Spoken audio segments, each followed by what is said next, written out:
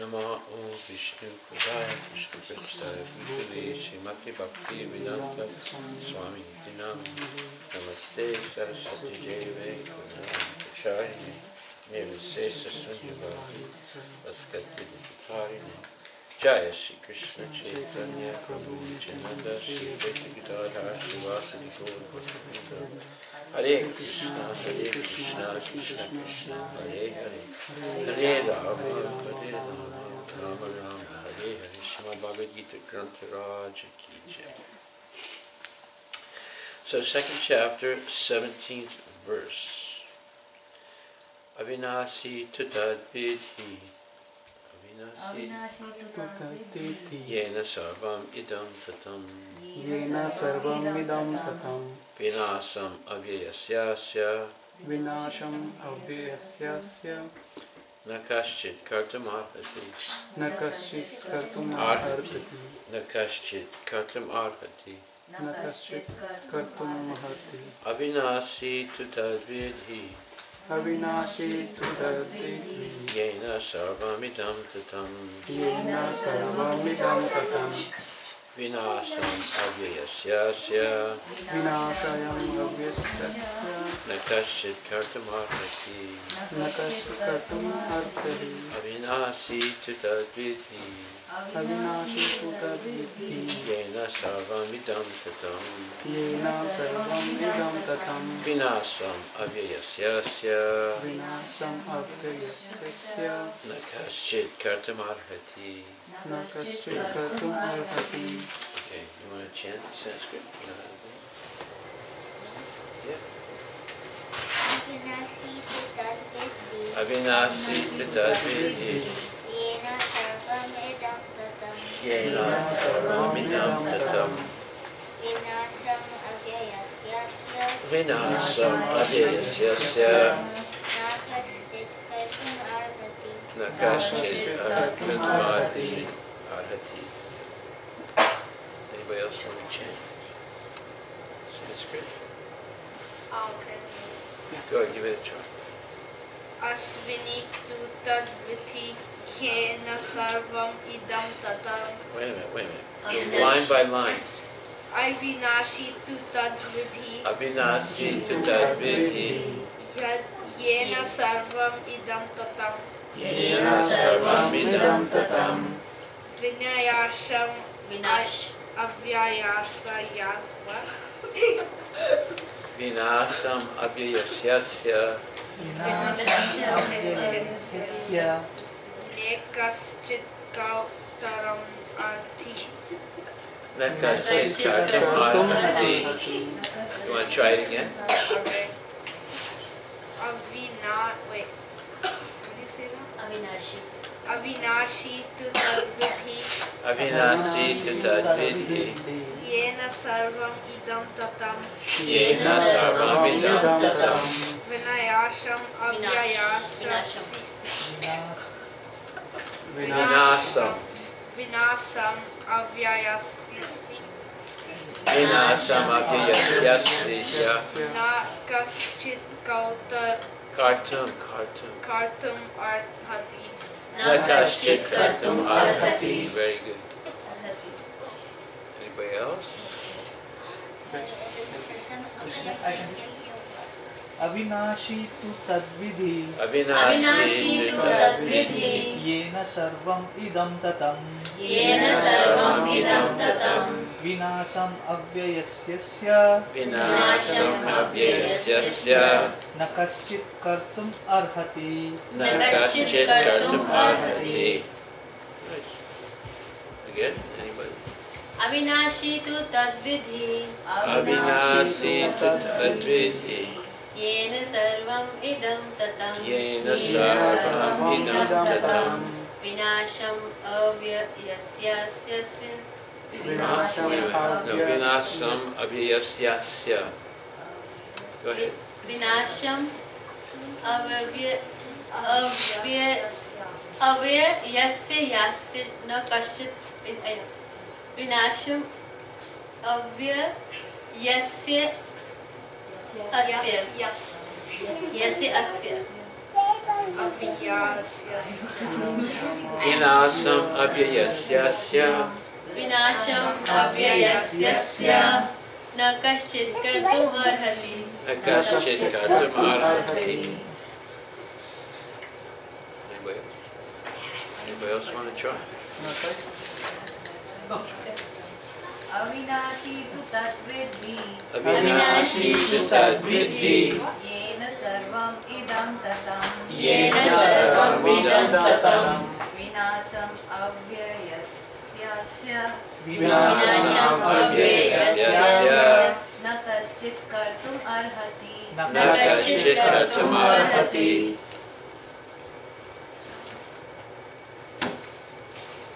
Anybody else? Go ahead. अविनाशी तु तद्विधि Avinashi tu tadvidhi येन सर्वम् इदं ततं येन सर्वम् idam tatam. विनाशम् अव्ययस्यास्य vinasam avyayasyasya न कश्चित् कर्तुम् अर्हति na kaschit kartum arhati. Okay, that's it.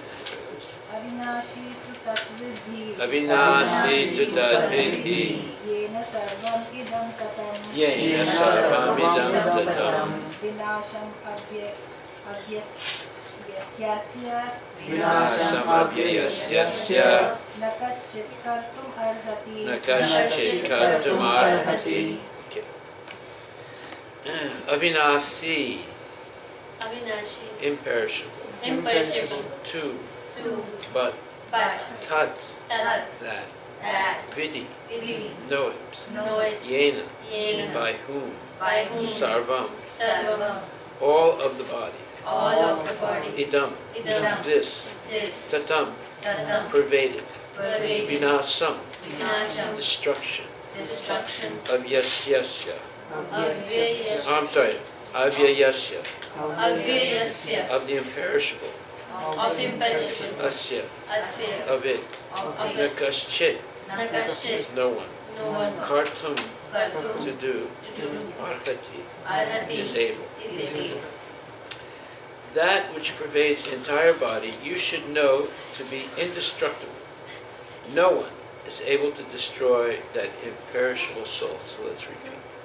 That which pervades the entire body That which pervades the entire body, you should know to be you should know to be indestructible. indestructible. No one is able to destroy No one is able to destroy that imperishable soul. that imperishable soul. Purported by His Divine Grace, A.C. Bhaktivedanta Swami Srila Prabhupada. This verse more clearly explains the real nature of the soul, which is spread all over the body. Anyone can understand what is spread all over the body. It is consciousness. Everyone is conscious of the pains and pleasures of the body in part or as a whole. This spreading of consciousness is limited within one's own body. The pains and pleasures of one body are unknown to another. Therefore, each and every body is the embodiment of an individual soul, and the symptom of the soul's presence is perceived as individual consciousness. This soul is described as 1/10,000th part of the upper portion of the hair point in size. The Svitasvatara Upanishad 5.9 confirms this. Balagra satabhagasya satada kalpitasya cha bhago jiva cha vijneya sa chanant yaya kalpate. When the upper point of a hair is divided into 100 parts, and again each of such parts is further divided into 100 parts, each such part is the measurement of the dimension of the spirit soul. Similarly, the same version is stated. Kesagra satabhagasya satam sa sadrisatmakaha jiva suksma swarupo yam sankyatito hichit kana. There are innumerable particles of spiritual atoms which are measured as 1/10,000th of the upper portion of the hair. Therefore, the individual particle of spirit soul is a spiritual atom smaller than the material atoms, and such atoms are innumerable, This very small spiritual spark is the basic principle of the material body, and the influence of such a spiritual spark is spread all over the body as the influence of the active principles of medicine spreads throughout the body. This current of the spirit soul is felt all over the body as consciousness, and that is the proof of the presence of the soul. Any layman can understand that the material body minus consciousness is a dead body, and this consciousness cannot be revived in the body by any means of material administration. Therefore, consciousness is not due to any amount of material combination, but to the spirit soul. In the Mundaka Upanishad 3.1.9, the measurement of the atomic spirit soul is further explained. Eso nur atmachita sividitavyo yasmin prana panchada samvivesa pranayश्चिtam sarvam utam prajnanam yasmin visude vibhavati esa atma. The soul is atomic in size and can be perceived by perfect intelligence. This atomic soul is floating in 5 kinds of air: prana, apana, vyana, samana, and udana. It is situated within the heart and spreads its influence all over the body of the embodied living entities. When the soul is purified from the contamination of the 5 kinds of material air, its spiritual influence is exhibited. The Hatha Yoga system is meant for controlling the 5 kinds of air encircling the pure soul by different kinds of sitting postures. Not for any material profit, but for liberation from the minute soul, from the entanglement of the material atmosphere. So the constitution of the atomic soul is admitted in all Vedic literatures, and it is also actually felt in the practical experience of any sane man. Only the insane man can think of this atomic soul as all-pervading Vishnu Tattva. The influence of the atomic soul can be spread all over a particular body. According to the Mundaka Upanishad, this atomic soul is situated in the heart of every living entity, and because the measurement of the atomic soul is beyond the power of appreciation of the material scientists, some of them assert foolishly that there is no soul. The individual atomic soul is definitely there in the heart, along with the super soul, and thus all the energies of bodily movement are emanating from this part of the body. The corpuscles which carry the oxygen from the lungs gather energy from the soul. When the soul passes away from this position, the activity of blood generating fusion ceases. When the soul passes away from this position, the activity of the blood generating fusion ceases. Medical science accepts the importance of the red corpuscles, but it cannot ascertain that the source of the energy is the soul. Medical science, however, does admit that the heart is the seat of all energies of the body. Such atomic particles of the spirit whole are compared to the sunshine molecules. In the sunshine there are innumerable radiant molecules. Similarly, the fragmental parts of the Supreme Lord are atomic sparks of the rays of the Supreme Lord, called by the name Prabha, or superior energy. So whether one follows the Vedic knowledge or modern science, one cannot deny the existence of the spirit soul in the body, and the science of the soul is explicitly described in the Bhagavad Gita by the personality of Godhead himself.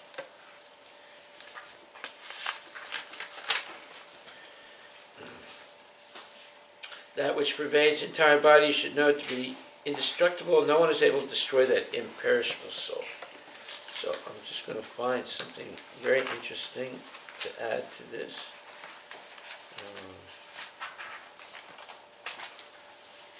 Just take a second.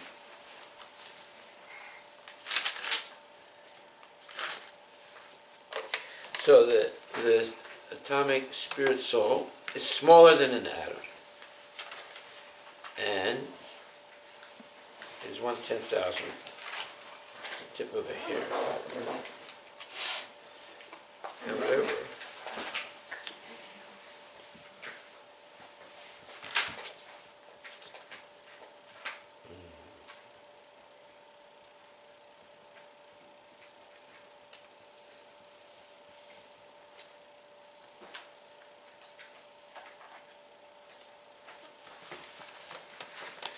let's see if I can find this. Krishna is in the heart of the soul. That means he's even smaller than the soul. And the soul already you can't see. It's smaller than an atom. Let's see if I can find this jiva.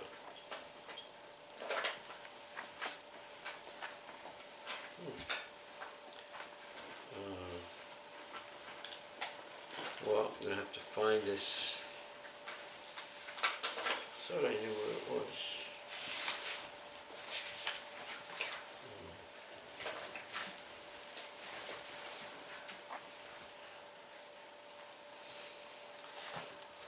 Okay, I'm going to have to find it later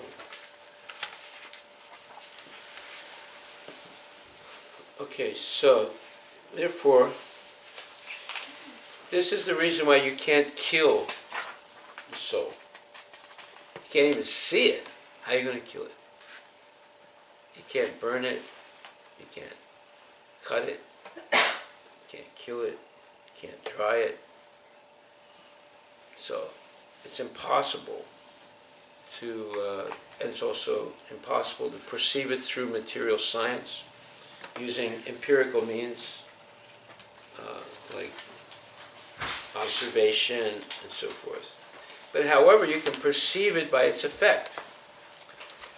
When the soul is present, the body is conscious. When the soul is not present, it's not conscious. So there's obviously something that's producing the consciousness.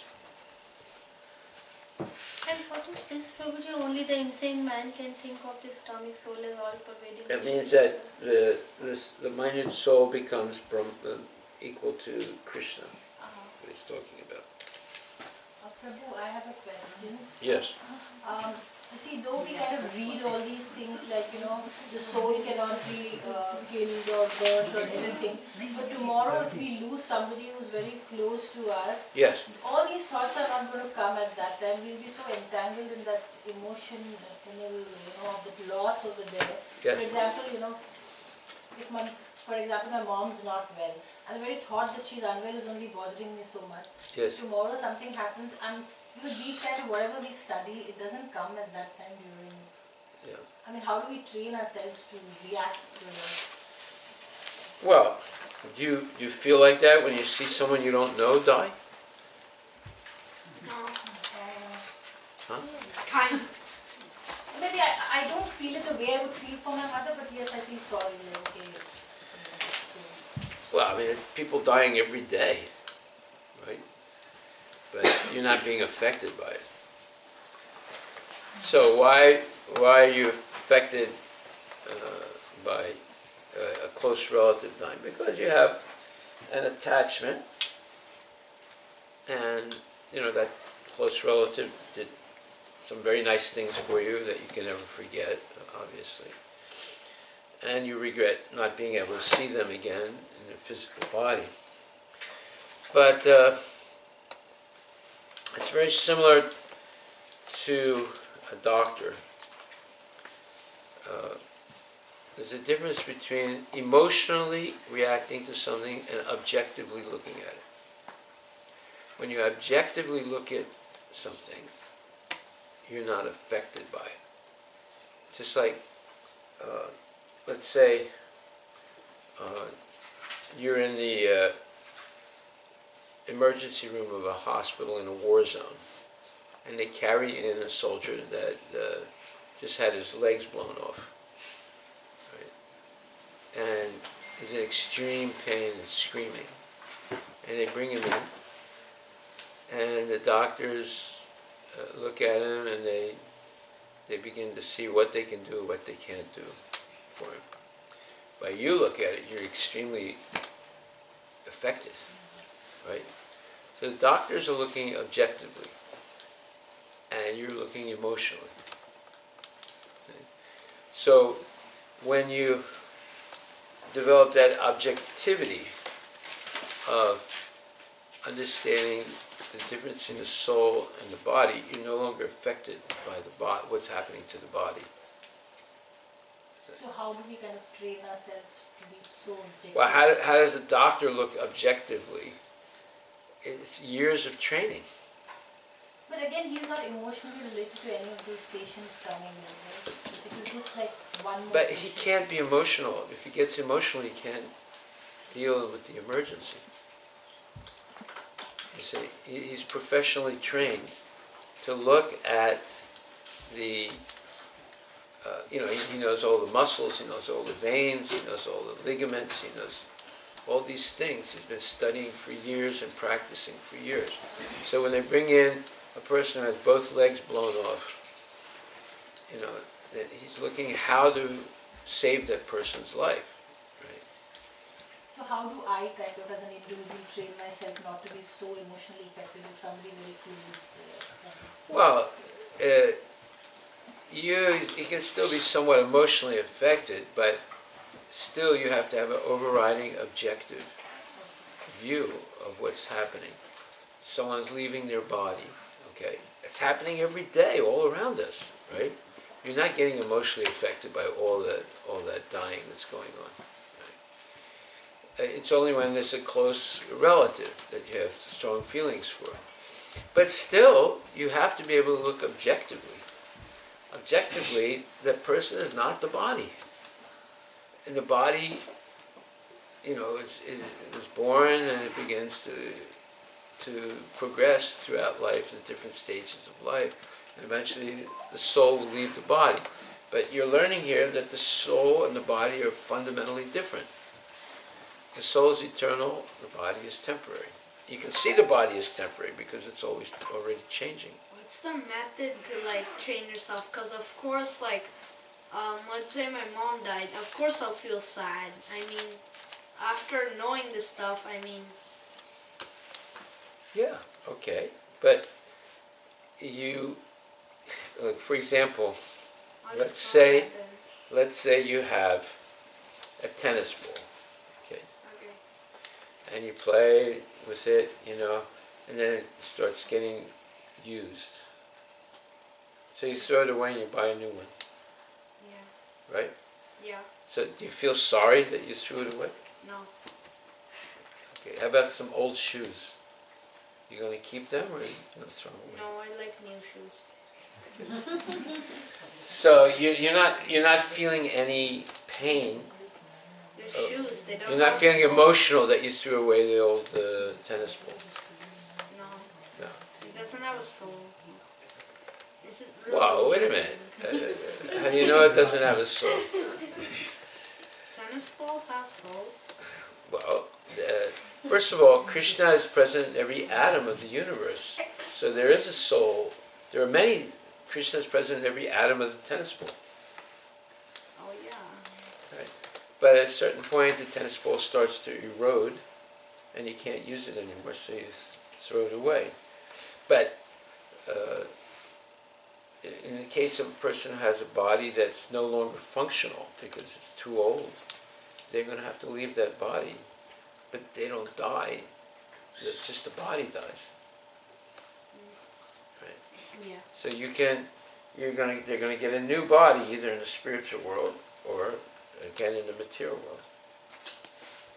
So if you understand it now, you can say, well, wait a minute, that sounds like something I can understand intellectually, but I can't really,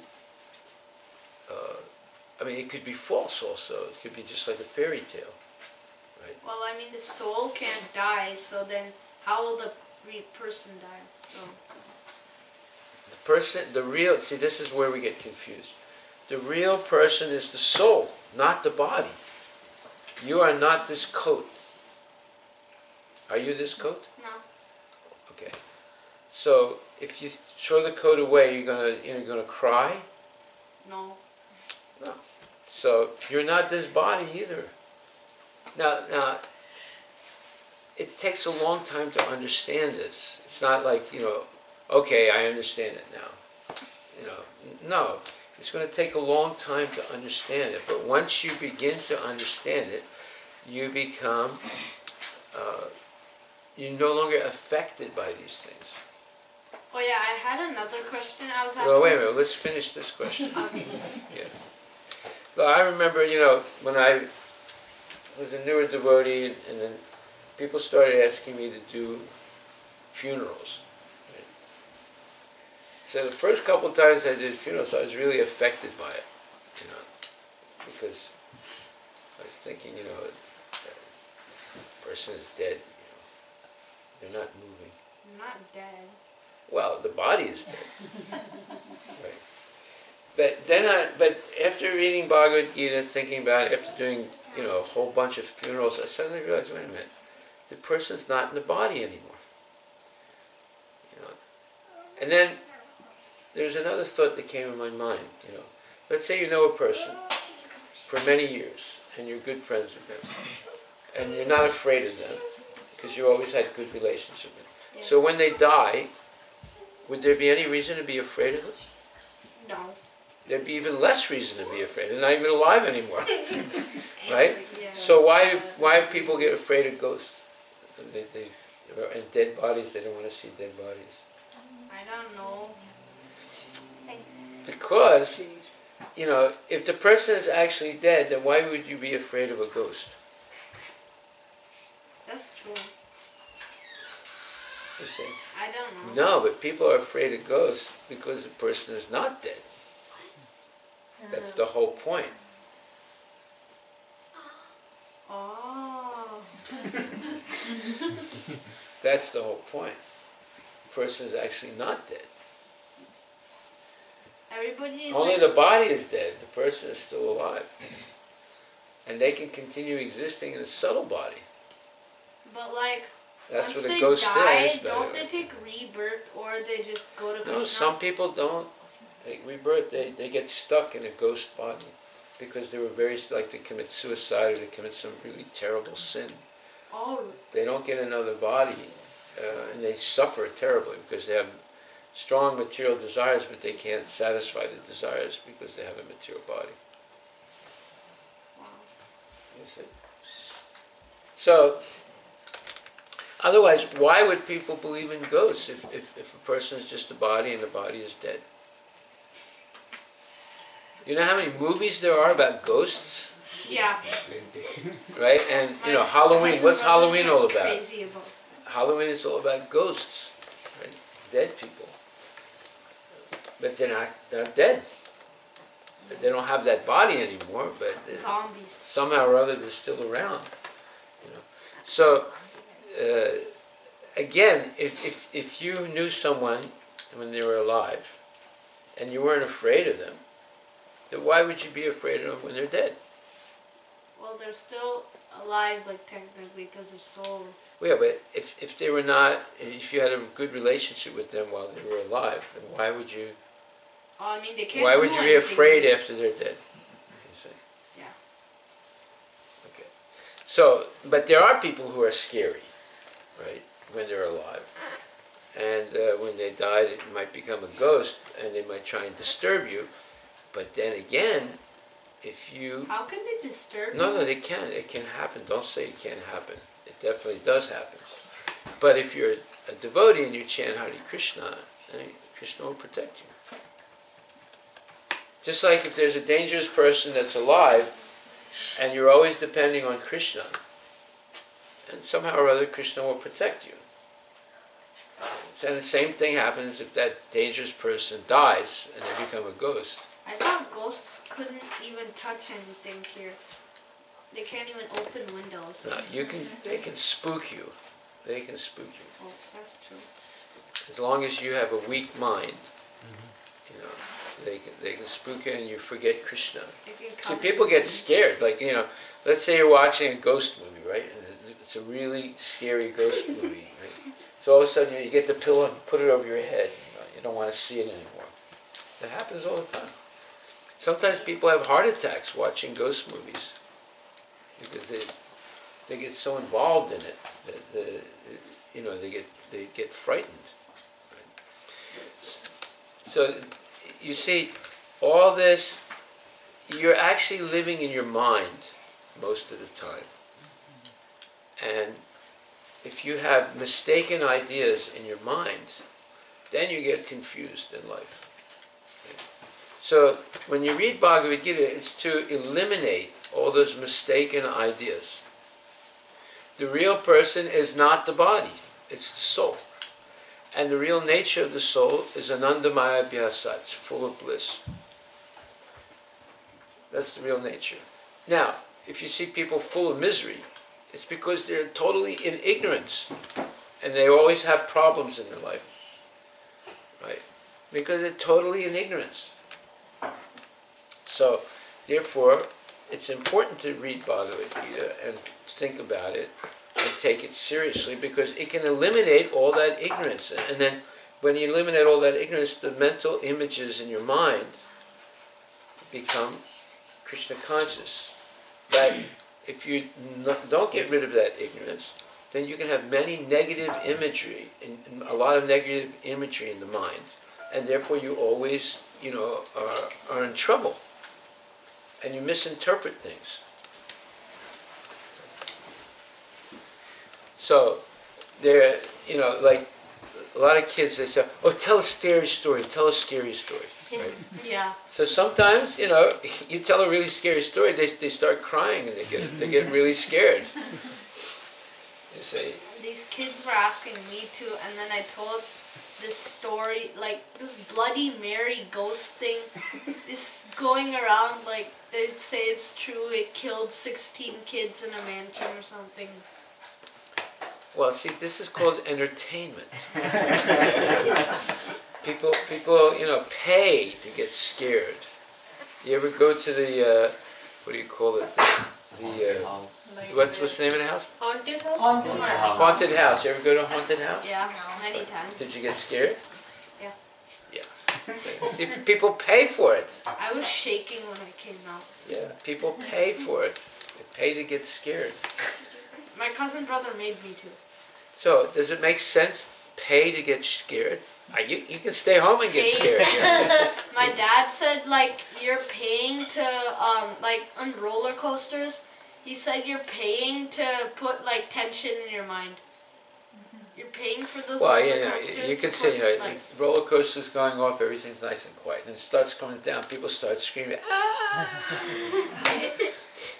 Right. So all that is based on ignorance. Based on ignorance. Now look, if you're a Marine in the United States Army, and you're an elite parachute trooper, you jump out of airplanes. At 10,000 feet, 20,000 feet, you jump out of an airplane, right?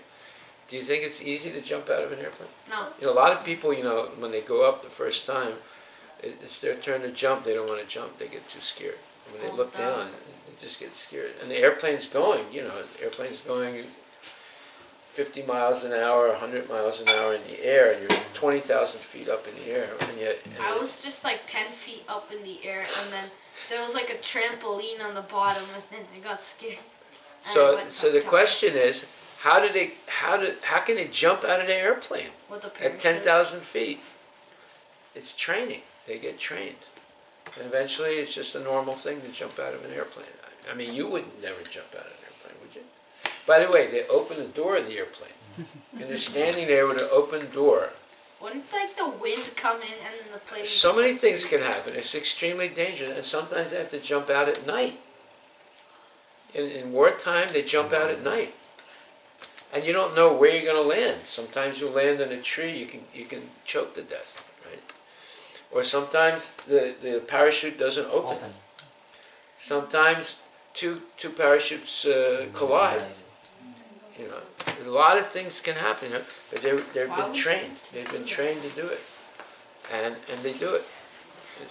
So in the same way, we're training here by hearing this knowledge. Now, are you going to assimilate it right away? No, but by continual hearing and thinking about it, eventually. And that doesn't stop you from becoming emotional for someone you love, but it does not become something that's paralyzing. Let's put it like that.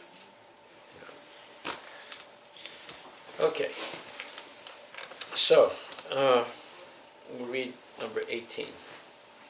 Antavanta ime deha Antavanta ime deha Nityasyukta saririna nityasutta saririna anasino prameyasya anisino pramesya tasmad yudyasva bharata. tasmat yudhasva bharata. The material body of the indestructible, immeasurable, and eternal living entity is sure to come to an end. Therefore, fight, O descendant of Bharata. Okay, who wants to read? Purport. I can read the book. Go ahead. The material body is perishable by nature. It may perish immediately or it may do so after 100 years. It is a question of time only. There is no chance of maintaining it indefinitely. But the spirit soul is so minute that it cannot even be seen by an enemy, to say nothing of being killed. As mentioned in the previous verse, it is so small that no one can have any idea how to measure its dimension. So from both viewpoints, there is no cause of lamentation, because the living entity as he is cannot be killed, nor can the material body be saved for any length of time or permanently protected. The minute particle of the whole spirit acquires this material body according to his work, and therefore observance of religious principle should be utilized. In the Vedanta Sutras, the living entity is qualified as light because he is part and parcel of the Supreme Light. As sunlight maintains the entire universe, so the light of the soul maintains this material body. As soon as the spirit soul is out of this material body, the body begins to decompose. Therefore, it is the spirit soul which maintains this body. The body itself is unimportant. Arjuna was advised to fight and not sacrifice the cause of religion for material bodily considerations. See now, Arjuna is being trained by Krishna to see the real nature of the soul. He's not. You don't actually kill someone. You just destroy their body. That person is never real. Now that's not an excuse to go around killing people. but it's for Arjuna to see correctly the nature of the soul and the body, so he can go out there and do his job. His job is to protect the principles of religion. It doesn't matter who's on the other side. I had a question at home, and my mom said yes to this, but asked Haridas Prabhu. So, is having love for a cow the same as having love for Krishna?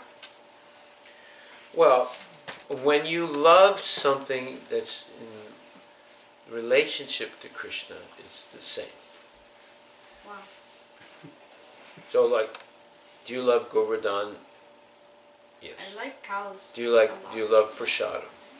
Yes. Now, do you like a cow that's become a roast beef in a restaurant? No. I like the cow that your friends. What? I like the cows that like your friends.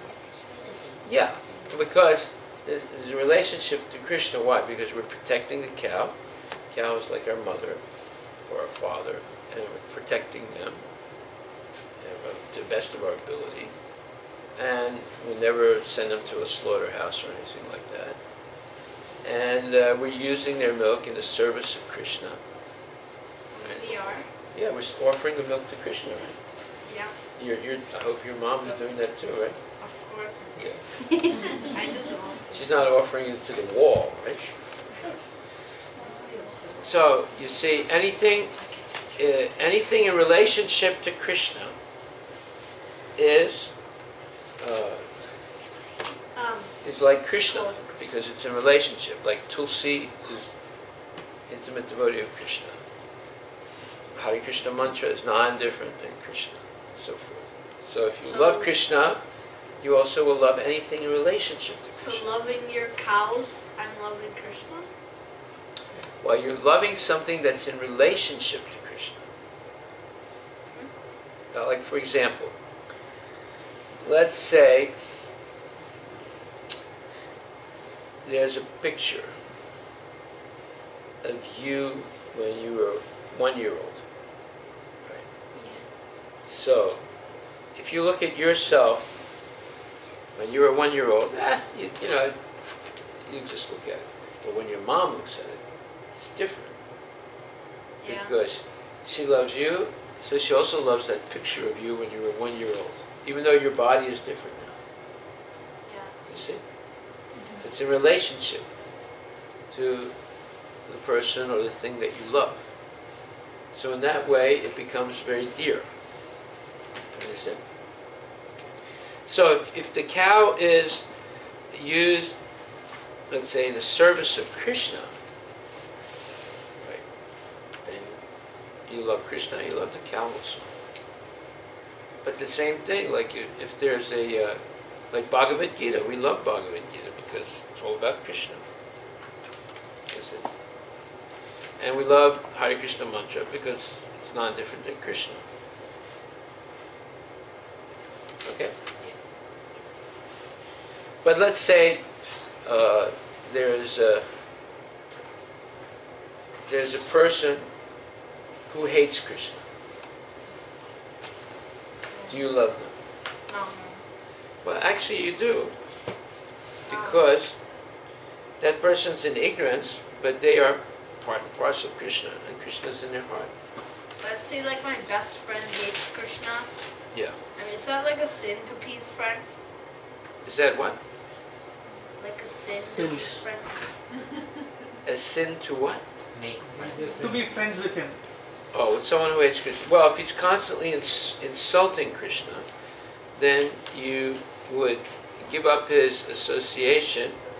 But if he ever has a change of heart, you would not, you would forgive him. This kid always comes to a like cow and then at school and then always comes and sits next to me and then like imitates me and then like touches me with the beef.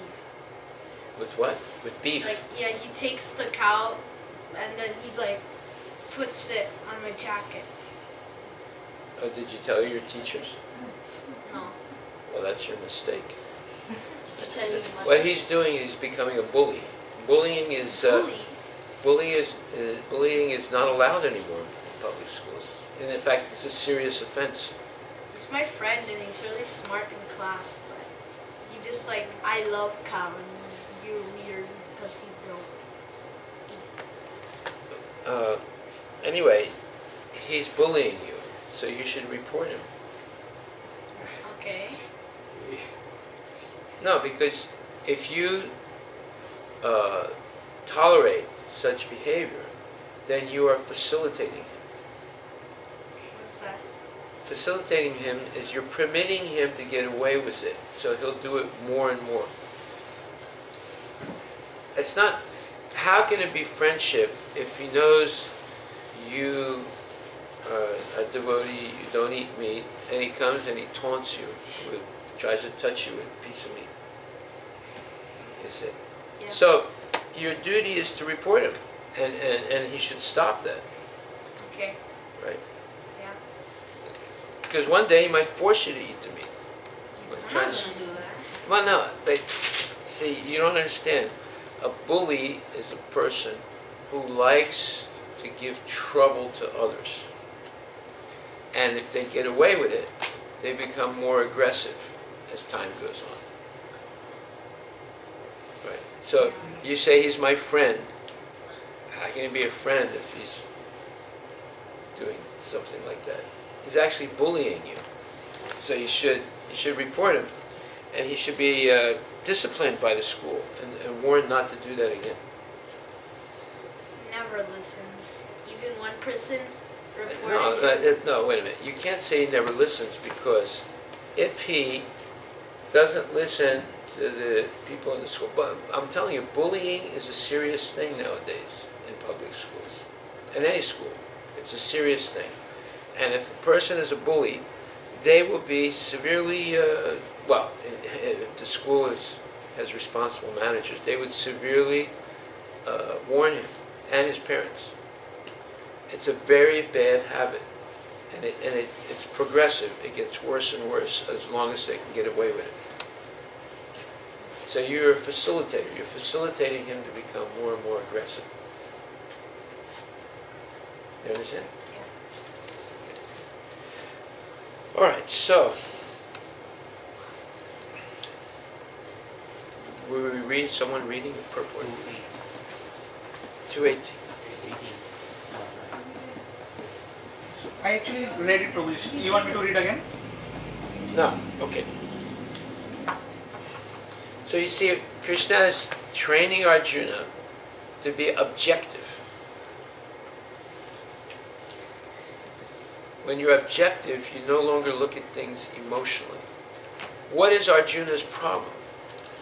Arjuna's problem is he got emotional. Let's look at this. It's the beginning, first verse of the second chapter. It says, Sanjaya said, seeing Arjuna full of compassion, his mind depressed, his eyes full of tears, Madhusudana, Krishna spoke the following words. So Arjuna is showing compassion for the body of his cousins and family members, and ignoring the soul. And because of that compassion, is ignoring Krishna's instructions. So that's how dangerous false ideas are in the mind.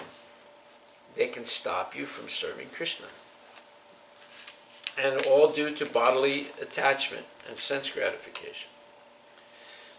So if let's read the purport to verse number 1, chapter 2. Shall I read? Yeah, go ahead. Material compassion, lamentation, and tears are all signs of ignorance of the real self. Ignorance. Ignorance of the real self. Yeah. Compassion for the eternal soul is self-realization. The word Madhusudana is significant in this verse. Lord Krishna killed the demon Madhu, and now Arjuna wanted Krishna to kill the demon of misunderstanding that had overtaken him in the discharge of his duty. No one knows where compassion Okay, kill the demon of what? of misunderstanding. Misunderstanding. See? This is the whole point. We grow up with misunderstanding, and because of that, you can avoid Krishna due to misunderstanding. No one knows where compassion should be applied. Compassion for the dress of a drowning man is senseless. A man fallen in the ocean of nescience cannot be saved simply by rescuing his outward dress, the gross material body.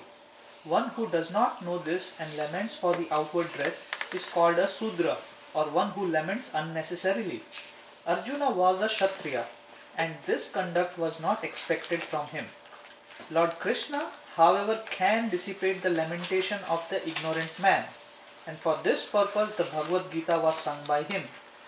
This chapter instructs us in self-realization by an analytical study of the material body and the spirit soul, as explained by the Supreme Authority, Lord Sri Krishna. Analytical study. That's a very, very careful study of the soul and the body and the difference. Sankhya Yoga, you said that time. Huh? Sankhya Yoga. Okay, the Sankhya Yoga explained in Bhagavad Gita is a little different than the Sankhya Yoga explained by Kapila Muni. Right? Sankhya means counting things precisely. Right? So here, Krishna is explaining in very precise terms the difference between the soul and the body. Now, the Sankhya also does that, but in a little bit different way. So it's the approach of Sankhya in Bhagavad Gita is a little different than the approach of Sankhya in the Srimad Bhagavatam. Okay. But it comes out to the same thing. You end up understanding the difference in the body and the soul.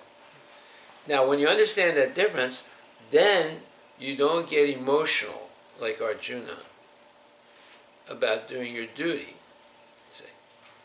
It's just like, let's say, you're trained to shoot a gun, right? And then one day, you're in a situation where you have to kill someone. So now it's not just training, it's the real thing. And that other person has a gun and you have a gun. If you hesitate because you can't pull the trigger because you know you're going to kill someone, you'll get killed. Well, like, isn't it karma killing people? But it's your duty, though. No, wait a minute. You see, it's a difference between shooting at targets and actually shooting at a living person. And oftentimes, people, after training, when they're actually, in a situation, it could be war, or it could be a policeman, when they actually confront a person and have to shoot, they can't do it. They're not, they don't have the emotional stability to do it. And they get killed like that. You see, when you're shooting at targets, that's one thing, right? But you're actually pointing a gun at someone, and if you pull the trigger, you're going to kill them. Some people can't do it, even though they went through the training. And so, Krishna, this is what's happening to Arjuna. He's getting emotional. He can't do it. He's trained to kill people, but not for personal benefit, only to protect the principles of Dharma. But because it's his family members, he's become all emotional. He's got tears. He's confused. He can't do his duty. And this happens a lot. Just like that story of when Arjuna and the Pandavas were incognito in the kingdom of Virat. And then the Kurus attacked, right? So Virat's son said, I'll go and confront them. So Arjuna said, okay, well, I'll go with you also, I'll drive your chariot. So on the way, Arjuna picks up his weapons, and Virat's son is shocked, he's never seen it. But when they actually get on the battlefield and Virat's son sees the Kurus, gigantic people, they're highly dangerous, he fainted. And Arjuna just, put him on the side, and he went and defeated the Kurus by himself, an entire army, right? But Virat's son fainted, out of fear, right? When he saw, all those people, and all those gigantic guys. They're all big guys, 18 feet tall. Yeah, that day Arjuna also 18 feet tall. It's very big. 18 feet. He's scared to even look at Arjuna's Arjuna? Gandiva. Huh? When he saw the Gandiva Yeah. bow, just by looking at the bow, he was scared. Yeah. It was, A little bit ago, my friend in class, he skidded in this chair and then he fainted and then he fell down. Okay. How does that happen? I don't know. I just skidded and then he fell down and fainted. Well, what did they do then? When he fainted, did everyone laugh, or did they take him? Did the teacher come running? Or what happened? The nurse came and then he went home. Okay. But when he fainted, did everyone laugh? No. No. Actually, no one noticed it. Did they get scared of something or something? I don't know. The teacher told us all to read, so then we were reading and no one noticed Oh. him fall down. Okay. All right. So, therefore, Arjuna was advised to fight and not sacrifice the cause of religion for material, bodily considerations. So you see, false compassion for the body instead of thinking about the soul, can paralyze a person. So this realization is possible when one works without attachment to fruitive results and is situated in a fixed conception of the real self. So that last sentence to the first purport of chapter 2 is extremely important. The things that make us feverish and, let's say, confused is working for fruitive results. Like, for example, let's say there's a family and the father and mother are getting old and their kids are already thinking who's going to get what when the parents die. Right. So, those type of situations can get really nasty amongst the siblings.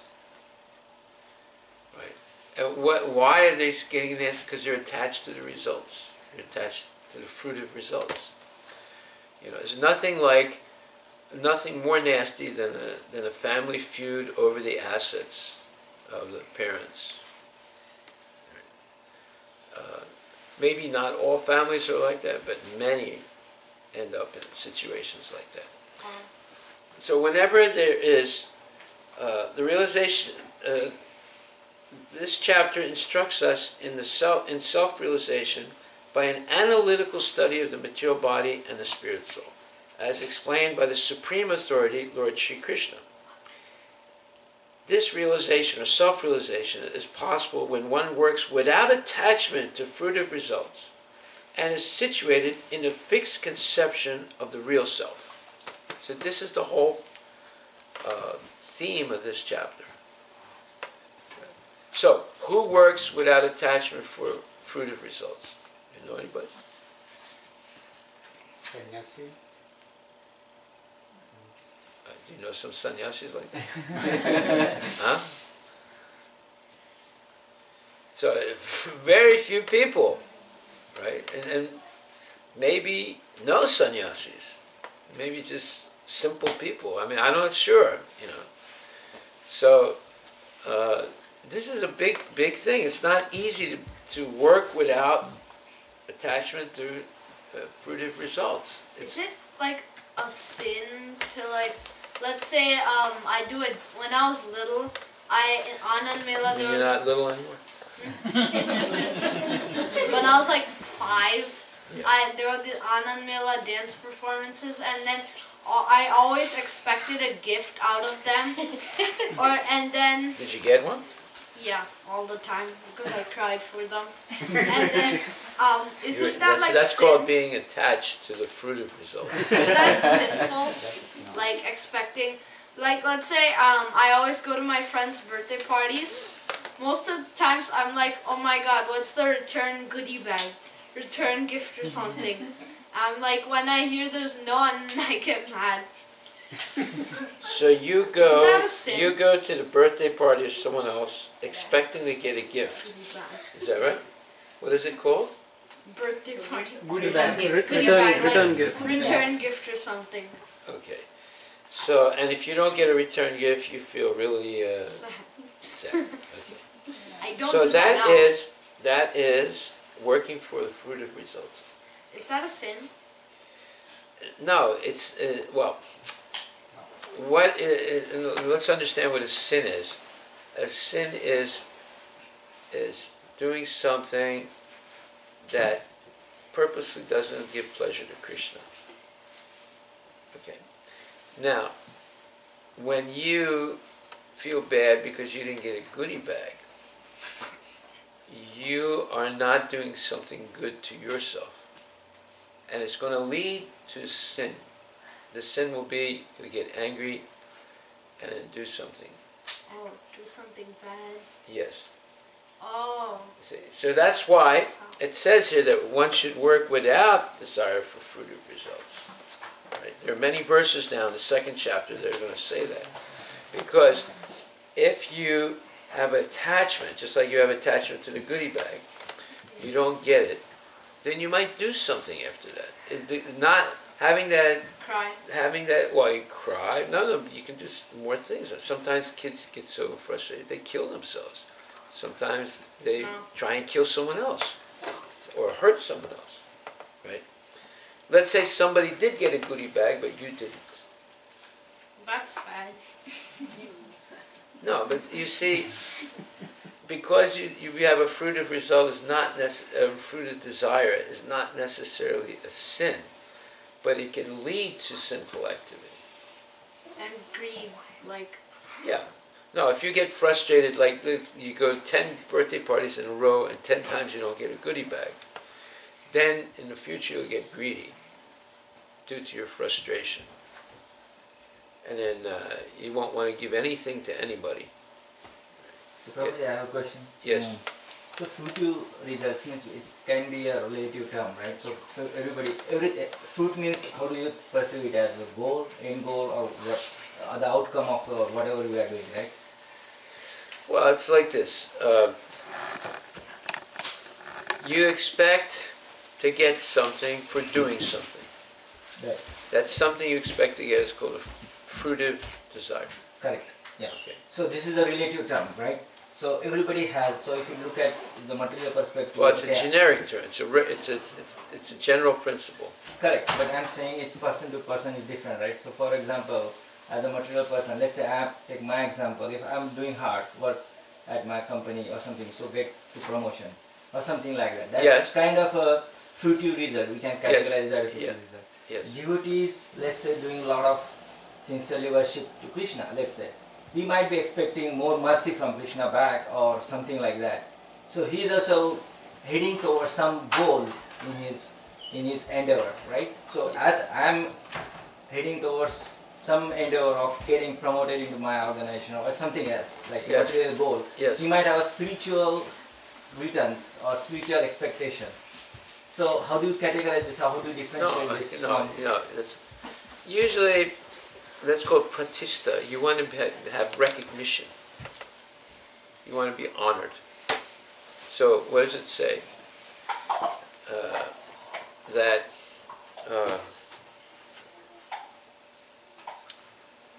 na danam, na janam, na sundarim, kavitam va, jagadishikamaye, mama janmani janmani sure bhavatat bhakti rahaitukitvaye. So, I don't want any amount of wealth, I don't want any number of followers, I don't want any, I don't want to enjoy or take advantage of people for sense gratification. I don't want either, I don't even want liberation, I simply want service, birth after birth. So, there's three things that corrupt a person in devotional service. There is desire for honor, desire for wealth, and desire for, let's say, sense gratification. So these three things will corrupt the purity of devotional service. So what should we desire? We should simply desire service. So service is not comes under some Now, expectations. let's look back in history. There were people, even today you have it, but much more so previously in India, there would be, it's a type of caste system, like one class of people were sculptors. One class of people were protected cows, right, and farmers. So, generation to generation in their family, they did that, right? One generation taught the next generation to do that. And in that way, sometimes it would take 1,000 years to build a temple. And you had, generational sculptors, generational carpenters, generational this thing and that thing. And their whole goal in life was to finish that temple. Because their forefathers started it and they were continuing, right? And their purpose was not to get rich. Their purpose was simply to finish the temple. And it took, 1,000 years to do that. Like Srirangam took a long time to build, right? And there are many, many generations in the same family that worked on it. What's Sri Rangam? It's a temple in South India. It's one of the oldest temples. So we see that their whole life in for 1,000 years was consumed with this one goal. They were not concerned about their own personal, let's say wealth or anything. They were satisfied by the service itself. And because of that, they built this gigantic, highly carved, 160 acres of temple. And that was not only in India, it was all over. It was like that. So it depends on, but now, as there was a shift over time, then people started, wanting to build their own Srirangam, And you see that today. You read the newspaper. George Clooney's mansion is worth $45 million. Well, wait a minute. I mean, how big is it? 25,000 square feet. And gated, and all types of surveillance, and everything is posh and expensive, and is it necessary to have such a big house? No, and costs so much. You see, so nowadays there's been a shift from generations of one family working to build a wonderful temple, and they're living very simply for hundreds or thousands of years, to a person can accumulate so much wealth and they build their own palace or temple, and there's plenty of them. I mean, there are neighborhoods in Seattle. You go to houses that are worth $25 million, $50 million, $90 million, $100 million, and some of the houses are huge, and there's just like a few people living in it. And look at all the energy they use, to heat a 25,000 square foot house, and they have 10 bathrooms, and each bathroom with all the plumbing, so it's just ridiculous, right? So that there's a difference between working for fruitive results. That's why you have a lot of poor people and some very, very rich people. Why? Because the very, very rich people are exploiting a lot of other people in order to get so rich. Like, for example, the country of Haiti. It's an island, half of the island is Haiti, the other half is the Dominican Republic. Their main export is sugar, right? You have basically, I don't know how many people live in Haiti, maybe 20 million people, right? You have 20 million people being exploited so that when you or I go to the Safeway, we can buy 10 pounds of sugar for $15. That's unheard of. You know how cheap that is? You can't produce that sugar in the United States for the same price. But in order for us to buy that sugar, you have a whole country, 20 million people or 30 million people living in poverty. Squalid poverty, is it? And that just gives you one example of why having, let's say, so many desires for sense gratification can put many other people in poverty their whole life. In school, they judge you by the kids judge other people by the clothes they wear, like if it's expensive, and then there are these trends, like the fidget cubes or fidget spinners, and then if some kids don't have it, they get peer pressure or something, and then they die. And this kid, he sits next to me every day in lunch. He lives in a $5 million home, but his parents don't have time for him to cook his lunch, so he doesn't eat lunch. He eats my food. Well, see, there are kids like that.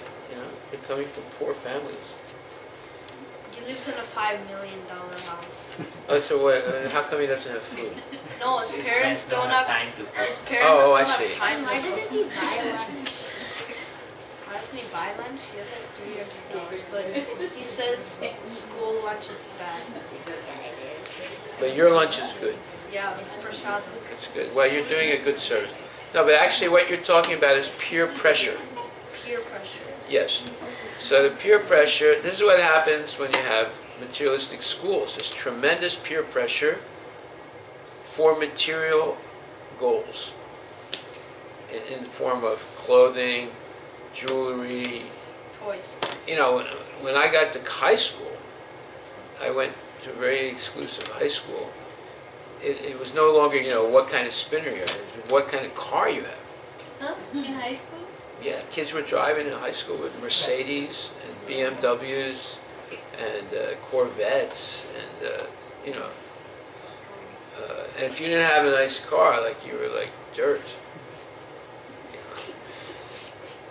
And those cars cost, not only they cost a lot of money, they cost a lot of money to put the gas in it and so forth, And it was a status symbol, what kind of car do you have? And then what kind of watch you have. Some kids were coming to school with Rolex watches and, what is it, Patek, something, Swiss watches, and then jewelry also. So, it's, if you go to these, if you live in these high-end neighborhoods, all these things are peer pressure based on status symbols.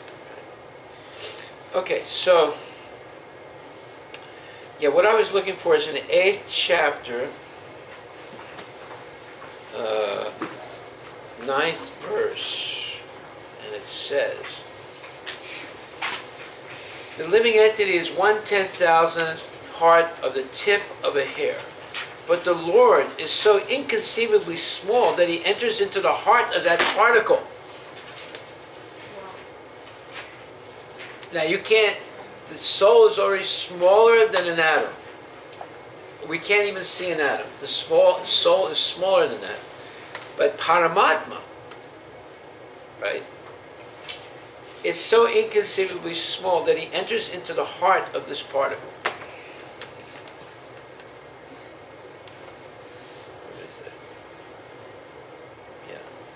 Okay.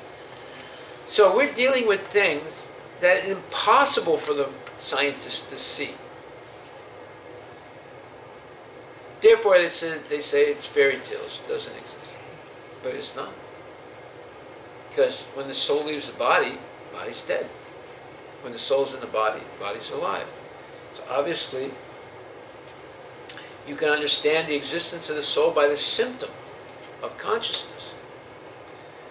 But can you measure it? No.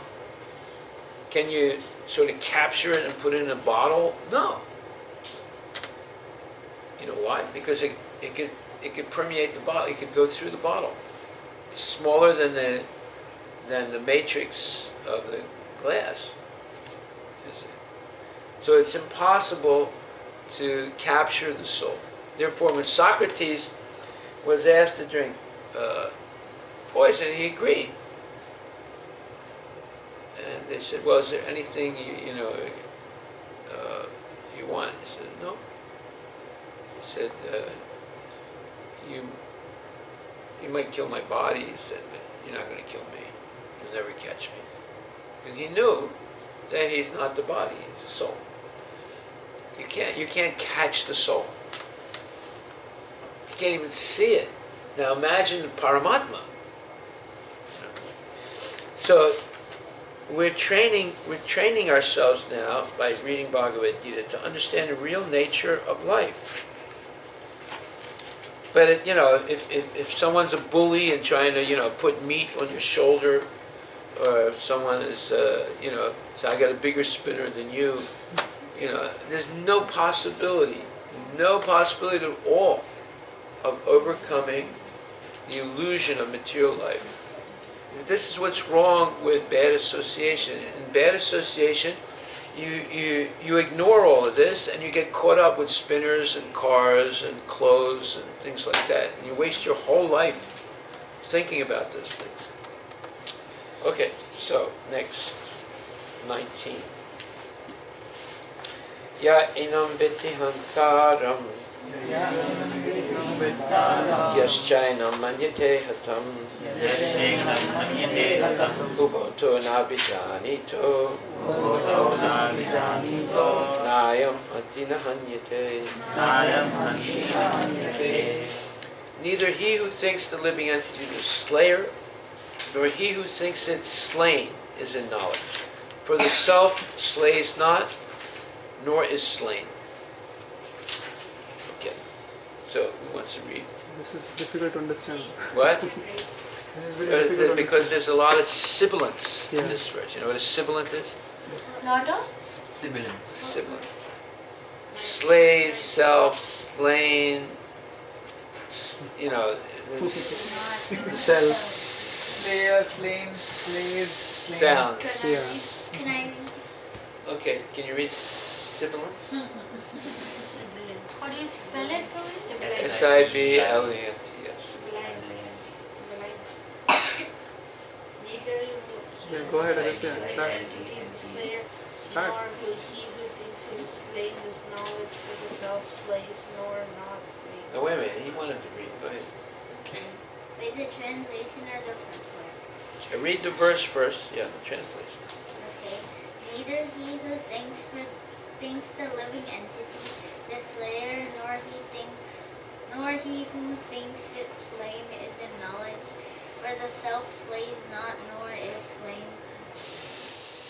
Very good. Go ahead.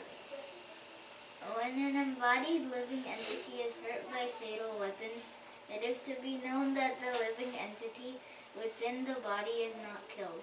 The spirit soul is so small that it is impossible to kill him by any material weapon, as will be evident from subsequent verses. Nor is the living entity killable because of his spiritual constitution. What is killed or is supposed to be killed is the body only. This, however, does not at all encourage killing of the body. The Vedic injunction is Ma himsyat sarva bhutani, never commit violence to anyone. Okay, so this, you should have a badge. Na himsyat sarvabhutani. And people say, what's that? You say, never commit violence to anyone. See how Vedic culture is nice. What's happening in America now? There's violence in schools. Kids come to school with a gun and blow away 5, 10, 17 people. 17 kids. Right? Florida thing. Yeah. You know how they can do that? Because no guns are allowed in schools. So therefore, what do people do? People bring a gun to school and kill people with it. Because there's no guns allowed in the school. The teachers are not allowed to have the guns. The guard, no one's allowed to have a gun. So that's called a soft target. When there's a soft target, that's where the criminals go. You know. So our motto is Ma himsat sarvabhutani. Never commit violence to anyone. Like a button. Na himsat sarvabhutani. Walk around. This is my motto. But then what if someone comes and punches you and slaps you? You see, then you have to report them. You have to report them. But then they're not following the rules. This is the rule. Na himsat sarvabhutani. This is our motto. Go ahead. Nor does understanding that the living entity is not killed encourage animal slaughter. Killing the body of anyone without authority is abominable and is punishable by the law of the state as well as the law of the Lord. Arjuna, however, is being engaged in killing for the principle of religion and not whimsically. Isn't it like his dharma, his duty to kill? So, No, his duty is to protect the principles of religion. So, when there are people who try and destroy the principles of religion, he can go up to the point of killing someone, yes. But his duty is not killing, his duty is protecting. There's a difference. Just like the duty of a policeman is not to kill people, the duty is to protect people. If his duty is to kill people, he'll be prosecuted. He'll just go around, open his window and shoot people indiscriminately. Now his duty is to protect people. Just like the duty of a king or the duty of the President of the United States is to protect the people that live in the country. Okay. So, just like after this massacre in Florida, Donald Trump sat down and listened to the students who survived that massacre. And he listened to them. and they were saying, we're afraid to go to school. Rightfully so. Someone just killed 17 people, right? So someone's not doing their duty. And it begins by the president, because the whole purpose of a government is to protect the citizens. That's the purpose. A government that cannot protect the citizens is not a government. It seems there was a policeman, he didn't do anything. Policeman purposely did not go into the school. He stayed outside while the shooting was going on.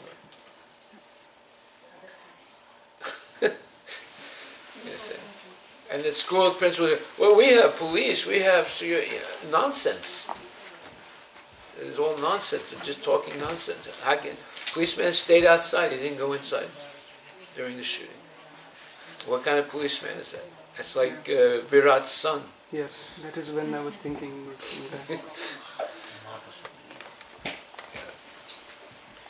He was scared. No, he did not go. No, he was afraid to go. He was policeman, but he was too afraid to. Was he an actual policeman or just a Yes, yeah, security he guard? was. No, He he was. wasn't. Was he a black guy?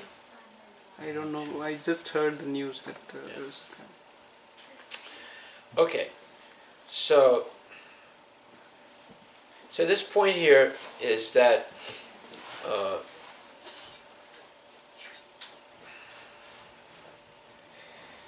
there are certain circumstances in which killing is permitted. Like, let's say someone threatens a policeman with a gun. The policeman says, put the gun down, and they don't. And the policeman thinks that the person might shoot him, he can kill him. If he feels threatened, and there's a threat of violence, he can shoot to kill that person. He doesn't shoot at the legs, he shoots right at the heart. Right? So that's why if a policeman ever tells you, stand still, or stay in your car, or don't move, listen to what they say, because they have a gun and you don't. And you don't listen to what they say, they can shoot you. They have to be justified, but if they feel threatened, they have the right to kill a person. And it happens all the time. If people don't listen to what the policeman said, they shoot. Or if he thinks he might have a gun in his pocket, if he's taking you go like that real quick, and he thinks you have a gun, he'll shoot you. So you should always listen to what the policeman says. Now, here it says that killing the body of anyone without authority is abominable, and is punishable by the law of the state as well as by the law of the Lord. So you have two types of law: the law of the state and the law of the Lord. So there's not only one type of authority. And this is, like, for example, there's this cake making store, and someone came in the cake, two people came in the cake, and two men came in the cake store, and they said, we want a cake for our marriage. He said, no, I won't make it for you. They said, why not? He said, against my religion. So they sued. They sued him. So those two men wanted to get married, right? In the state where that's permitted, and the person said it's against my religion, right? So and this happened, I think it was in Colorado. He lost the case in a lower court, and it was overturned in the higher court of appeals just recently, because it's violating his right to religion, to follow his religion. But it was a little special, because the same thing happened in Washington State, and the person lost, and the store lost. So anyway, Prabhu, is it that there is a conflict in these two laws, that you have right to follow your religion and then you have right to not follow no, marriage, same sex marriage. You cannot deny service. Is that the conflict, or? I'm not sure why they lost in Washington State and why they won in Colorado. There's some little nuance. of a difference in the two cases. But there are two laws, right? One is state law, one is this spiritual law, right? Now, in the Constitution of the United States, one of the amendments says, First Amendment is freedom of religion. So, if you're forced to do something against your religion, and you refuse to do it, then you have a right to do that in America.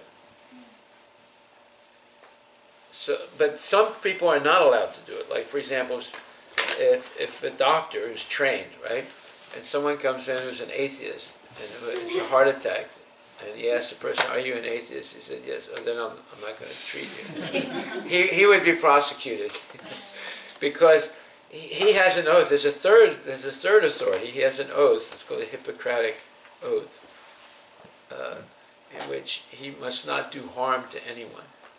So he has to take that oath before he becomes a. So there's a third level of duty. So things get a little complicated. But in the case of the cake company, he had a right. That store owner had a right to refuse. He didn't say, "No one will make a cake for you." He said, "You can go down the street. There's another company there. They'll make it for you." Right? He wasn't trying to stop them from getting a cake. He just said, "I can't do it for you." So, but see, there's always two levels of law that we have to deal with, and sometimes three, as in the case of the doctor. There's spiritual law and there's state law. And sometimes they're in conflict. Like, for example, if you don't believe in abortion and you think it's murder, and you're a doctor, and someone insists that you perform an abortion, now he can refuse. He can refuse to do that, as long as there are other doctors. If there's no other doctor, then he could get in trouble maybe.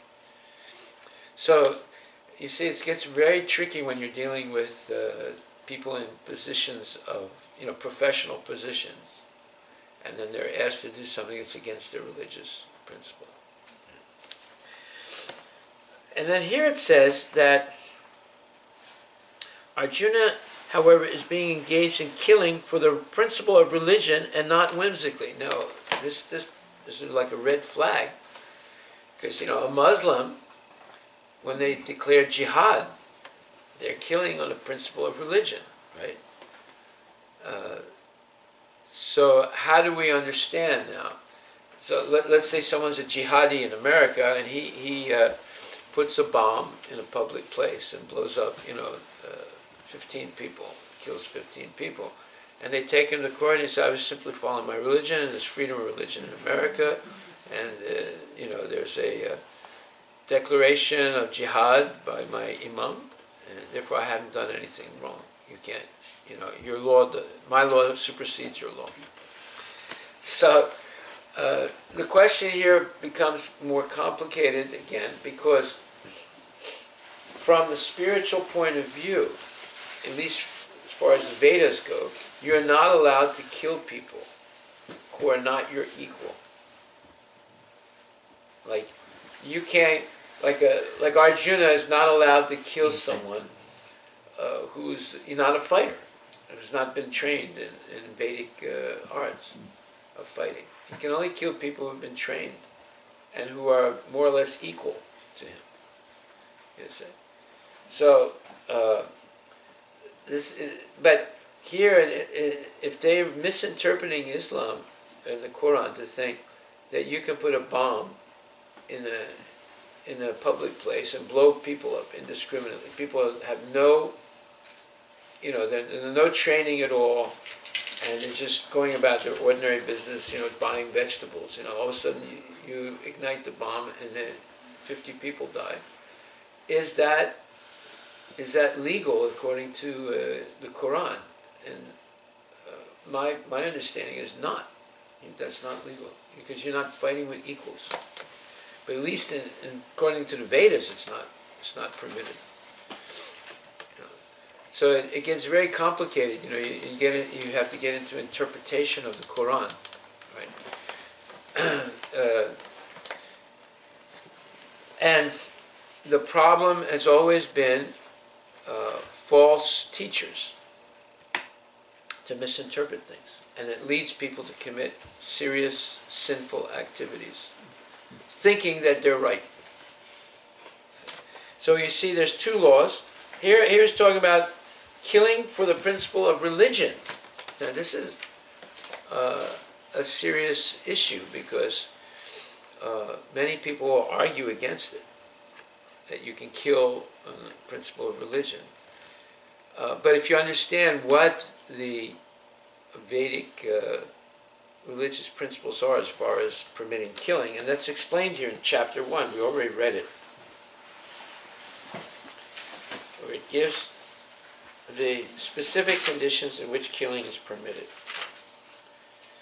And that is in verse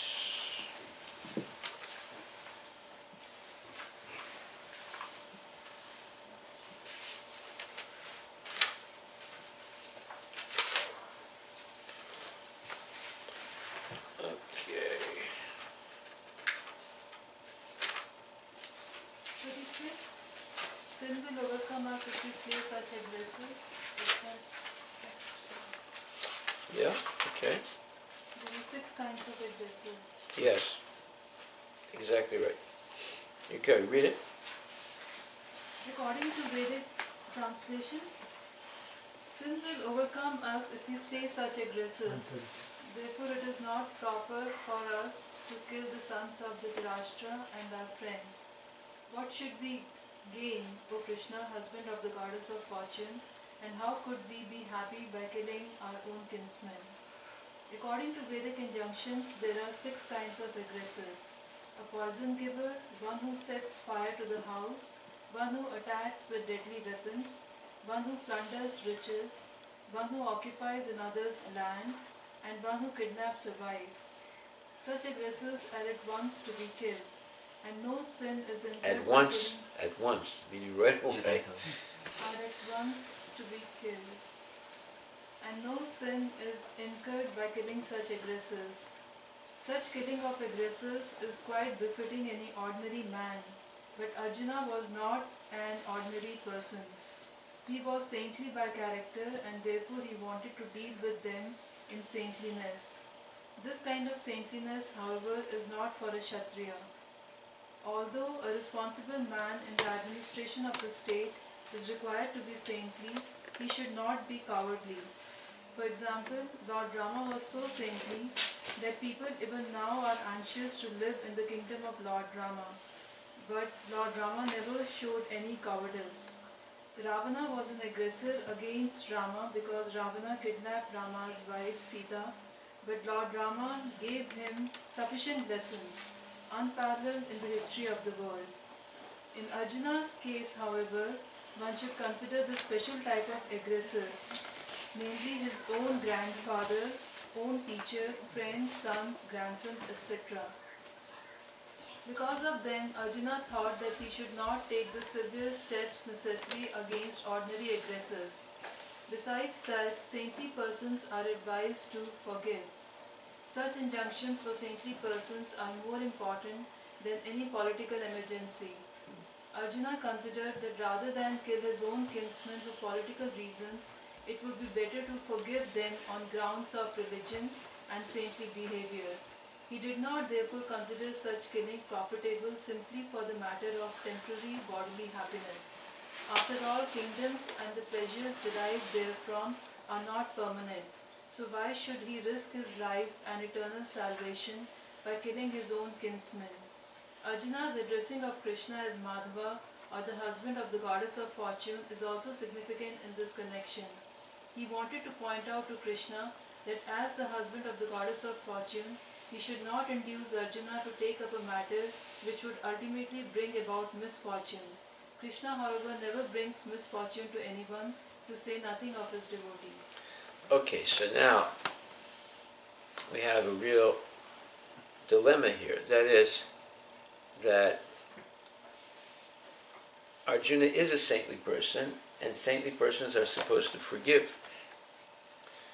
And people like Bhisma, Pitamaha, and Dronacharya, and all these other people, they're good people. They're not bad, evil people. But they're following an evil person, Duryodhana.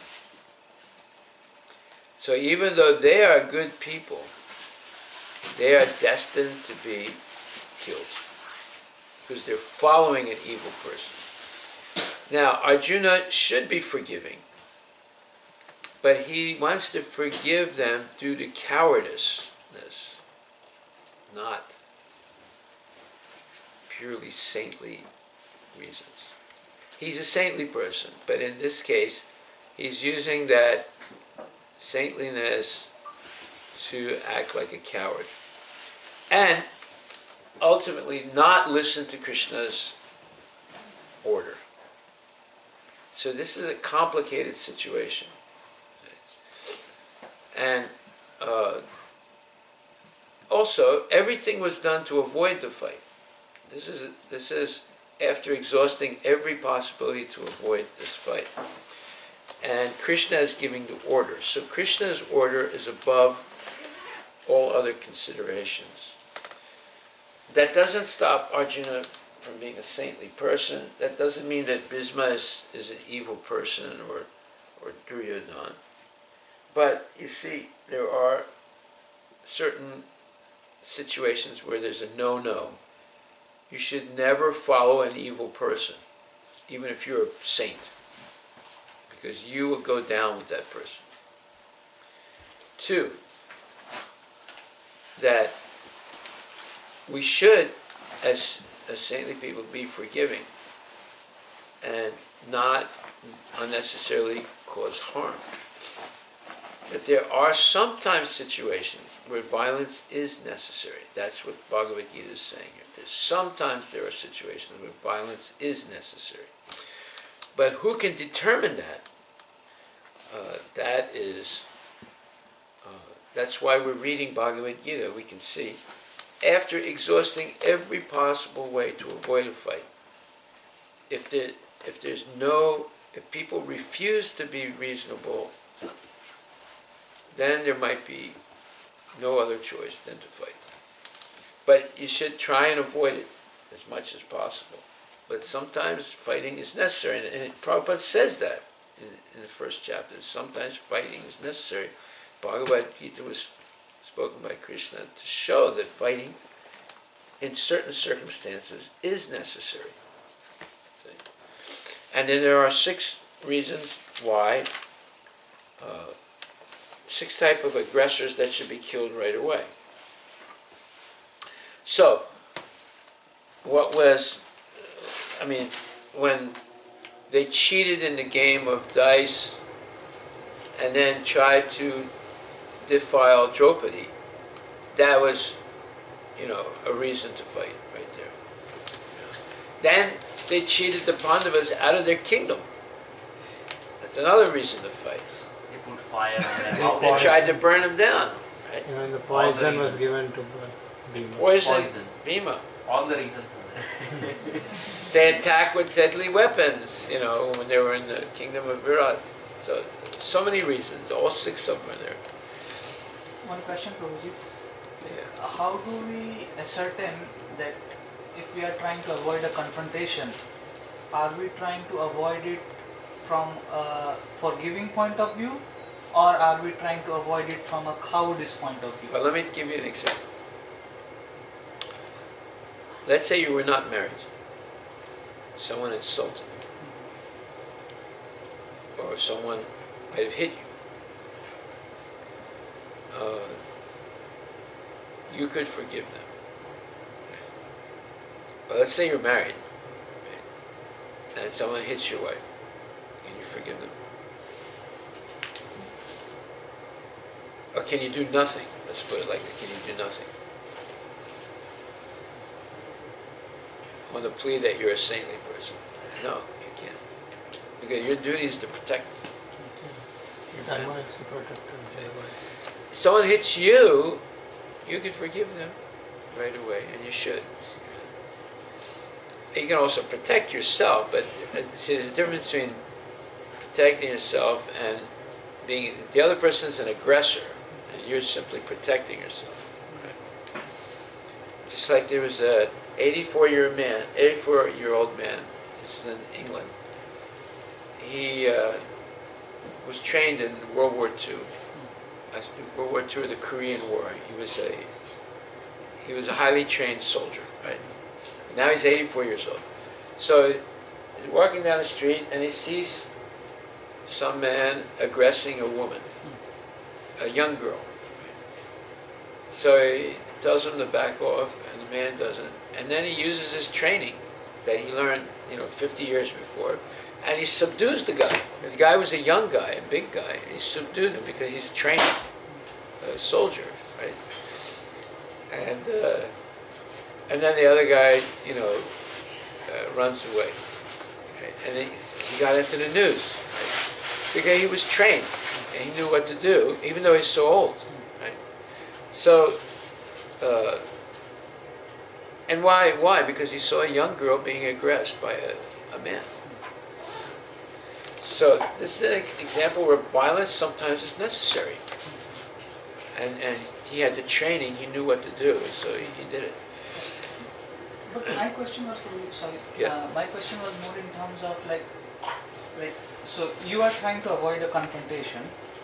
Now, it could be either because of your cowardice or because of your, forgiving nature. How do you answer to yourself? How do you ascertain yourself? What is the inner reason? Like, what is it inside you that is leading you towards one of the two choices? You want to avoid the confrontation.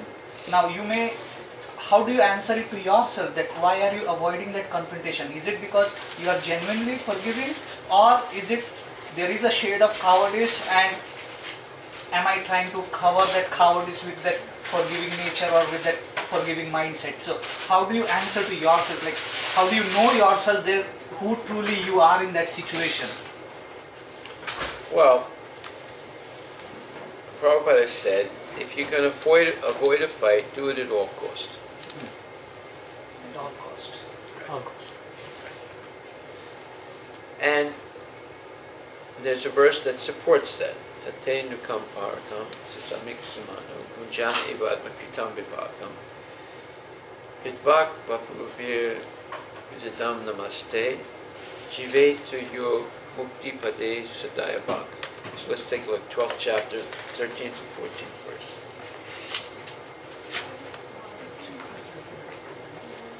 We have looked at this before.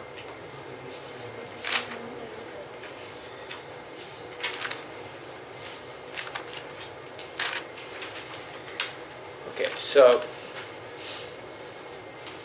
just read the purport. Verse 12 or the 13th? 12, 13 and 14. Coming again to the point of pure devotion. 12th chapter, 13th and 14th. 13th and 14th. Just the purport? Yeah. Coming again to the point of pure devotional service, the Lord is describing the transcendental qualifications of a pure devotee in these two verses. A pure devotee is never disturbed in any circumstances, nor is he envious of anyone, nor does a devotee become his enemy's enemy. He thinks, this person is acting as my enemy due to my own past misdeeds. So it is better to suffer than to protest. Okay, so better to suffer than to protest. Alright, now read the next. In the Srimad Bhagavatam, it is stated, Tat te nukampam susamiksham gunjana evatma kritam vipakam. Whenever a devotee is in distress or has fallen into difficulty, he thinks that it is the Lord's mercy upon him. He thinks, thanks to my past misdeeds, I should suffer far, far greater than I am suffering now. So it is by the mercy of the Supreme Lord that I am not getting all the punishment I am due. I am just getting a little by the mercy of the Supreme Personality of Godhead. Therefore, he is always calm, quiet and patient despite many stressful conditions. Okay, you see? It's better to suffer than to protest, right? But that's concerning you personally. But when people who depend on you for protection are aggressed, your duty is to protect them. You see? So there's a difference. Just like there was this one person who was the president of a temple, and he was very lenient. So if some bum came to the temple, he would preach to him a little bit, and he'd say, okay, you can stay in the temple. But he would never sleep next to them. It would be the, people, the brahmacharis that have to sleep next to that guy, right? So he was not protecting the devotees. Sometimes he would let people in who were completely unqualified to be in the temple. Now, if he accepted that they sleep next to him in his room, that's different. But, he just gratuitously say, yeah, you can stay, you stay with the brahmacharis. And then he lets in some dirty fellow, right? So, if it's you personally, this is what you or I should do. But if you have people that depend on you for protection, then you can't always act like that. Yes. So in that regard, how do we understand Parikshit Maharaj giving shelter to Kali? Yes. He asked for shelter. Yeah. Knowing that Kali would actually create. No, but it's not, don't look at that. Look at what he did after he gave shelter. He started massive Sankirtan and spiritual, and preaching, so that no one would hoard gold. No one would, engage in sinful activities in his kingdom. That way Kali would not be able to, Kali would have shelter, but would not be able to influence anyone. Right? It's not that he said, okay, yeah, you can go there, and then, next week he gave permission to open up a casino. He didn't do that. Also, it's not he's giving shelter to Kali, it is the Yuga Dharma, so he has to exist. Well, because Kali surrendered to him, his duty is he can't kill him. See, there's a very strict code of let's say, conduct for a genuine Kshatriya. He can't kill a person who surrenders to him. It's not allowed. Right? So he had to give him some. So he said, okay, you can only stay in those places where people hoard gold. So he was trying to teach his people, don't hoard anything. Don't worry, I'll take care of you. There's plenty of prasadam for everyone, and you'll have a place to stay. Let's just chant and live a spiritual life. That way Kali doesn't have any space to.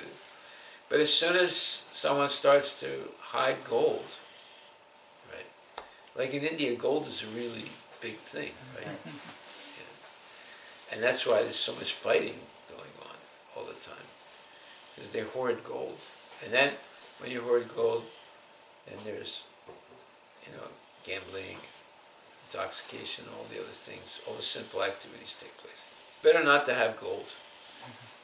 There is one Tedi Prabhu, Akshaya Tritiya, and that is very auspicious. One narrator in Telugu, he said that on that day any good deed done gives infinite result, like serving or praying to God or serving Giving charity. Yeah, any charity. That is what they are supposed to do. But Muslims have the same thing. Once a year there's one of their 5 things that they have to do. It's called zakat. Zakat means you have to give charity to the poor. But in India they don't do charity. That day they buy gold. They advertise. They should buy gold on Akshaya Tritiya. So there is a whole marketing. No, I'm talking about the Muslims. You're talking about Hindus. Yeah. So the Muslims is one day or 1 week or 1 month where they have to give charity very freely. Yeah. So actually what happened is on that day people has to donate chappals, sandals, water and the umbrella. Because when the soul passes from one body to other body, these are the kind of things what gives the body, physical body a comfort in the hot weather. The same like the soul also searches for water and some nice way to pass through, and also it requires some kind of protection from the sun. So recently all the golden merchants, gold ornament merchants, what they did is they commercialized this. So anything does on this day brings you infinite amount of results. So they attributed that infinity to gold. You buy a small piece of gold, you will get lot of gold in your life. So it became craze now. A few years ago, even I was. It's like Christmas. Christmas is celebrate Jesus' birth. But Christmas now is you buy gifts, you eat more, you drink more. In my childhood, Prabhu, we didn't have this buying of a gold on Akshaya Tirtha. No, but never. Recently, like it might be 5 to 10 years. Too much of. And the gold is a place for Kali. Yes. If people are purchasing gold, means they are bringing more and more Kali in their life, and it will destroy their spiritual journey. Exactly. Saying gold, but it's currency, any currency. Yeah. It's where Kali resides. Right. Previously, Kali resided in You gold, know, because gold was currency. But even in money, Kali resides. It's not just. Well, money is backed. What used to be backed up by gold. Yeah, Right. earlier. But in Nixon's time, they stopped that. So now it is Kali can expand even more freely because it's not limited by gold. Yes, Right. not So it's limited. even worse than gold. Yeah. So Kali is like in wealth. Any currency basically. Earlier system is barter system. It's birthday of faith. Right. As long as you have faith in the American dollar, the American dollar is not backed up by gold anymore. It's just backed up by faith that the American on the American dollar itself. It's a very subtle thing. It's just like Bitcoin, Bitcoin. What is it? It's just some metal All thing. currencies, even in India. But if you believe, No, but still in India they follow a certain ratio of gold to minting currency. Really? Yeah. I They're thought all still- central banks in the world they just it's all random. The reserve. I mean, until ratios, 1995, I think that was a standard, but then it was now abolished. does it, no? no, they're all because- following the American. Yeah, they don't know. No country in the world is making. They don't use gold anymore as a standard. It's all Yeah. fractional reserve. You see what it's actually like a metaphysical thing, money. That's why they have Bitcoins. A Bitcoin, as long as people are willing to buy them and use them for money exchange, then they have value. But you can see the value, when they lose faith in it, value drops very quickly, like to half or less. And then when they build the faith up again, it goes up. So it's based on faith. It's not really based on anything. The American dollar is powerful because America produces so many things and has a powerful army and a powerful navy. And, and all currencies most currencies are based on the dollar, right? Like The money. international trading happens on the USD currency, so Yes. So therefore, everyone wants. it has value. But what is it? A dollar doesn't cost more than maybe 1 penny to produce, right? But as long as people are willing to use it for trading, then it has value. So on the topic of money, Prabhuji, sometimes like I get conflicted, like, I can make a cash deal and not pay the taxes. Yeah. But then is that intelligence or is that greed? That behavior or that Well, thought process? the answer is, once you get caught, how do you feel? Do you feel proud that you got caught, or do you feel really bad that you got caught? So therefore that answers your question. But then if someone is saving on that, means paying in cash and not subsequently have to pay the tax, but he or she is doing it to use that money for the service, say, so then also that is incorrect? What service? Service in the sense, like, say, if he wants to use it in Krishna's service, like, You do okay. 100% of it. No, so I save, let's say, $500 in tax by paying someone in cash for the service or for the goods that I have purchased. Yeah. I don't use that $500 for my personal benefit or my personal It doesn't work like that usually. Yeah. But let's say theoretically, but I'm trying to understand the concept here. Okay, here's Prabhupada's answer to that. Okay. He says that if you're smart enough to do it and never get caught, then there may be a reason to do it. But if you get caught, you're a rascal. Therefore, it's better not to do it. Because not only you're a rascal, you blacken Krishna's name also. Because you, just like there's one devotee, he was smuggling marijuana into Colorado, right, from overseas. So he gets caught, and the police say, "You have anything to say?" He said, "Yeah, it's not my fault." I said, "What do you mean it's not your fault? You're the one carrying it." He said, "No, my temple president told me to do it for Krishna." So he's blaming it on the temple president, right? So in the court, he said, they said, "Dude, what do you plead?" He said, "Not guilty." He said, "How can you plead not guilty? We caught you with the marijuana at the border." He said, "Well, I did it for Krishna." You know, and according to Bhagavad Gita, you know, there's no fault when you're serving Krishna. But like say if he were to take But it I on say that's himself. not true. That's not true. It was just an excuse. Sure.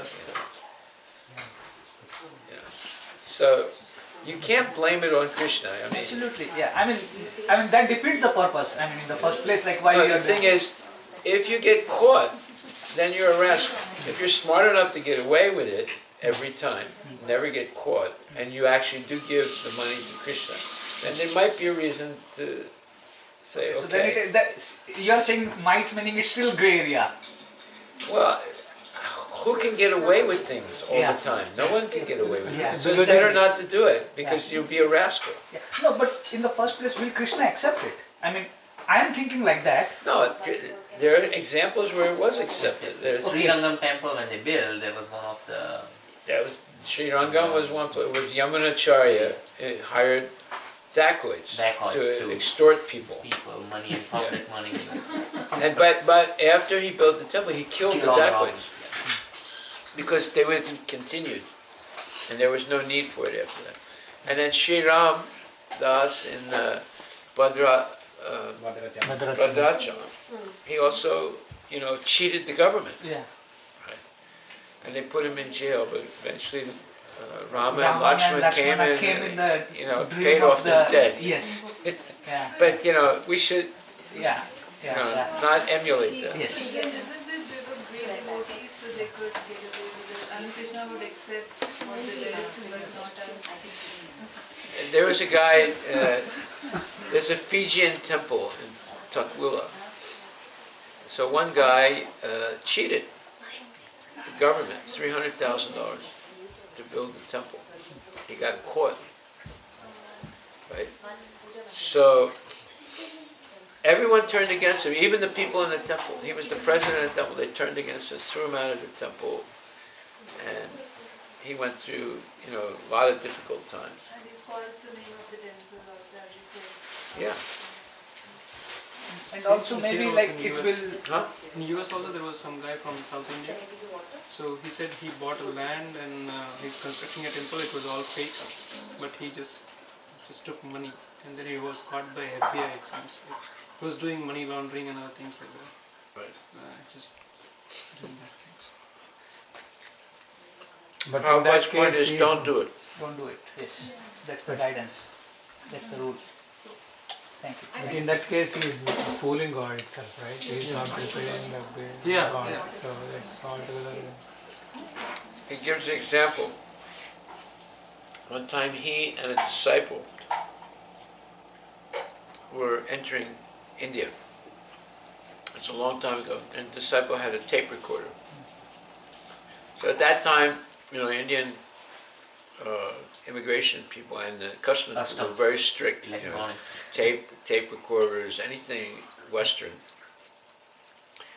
So they asked him, you know, how much does it cost? So the devotee said, gave the price of the new tape recorder. So then they charged tax on it. Right?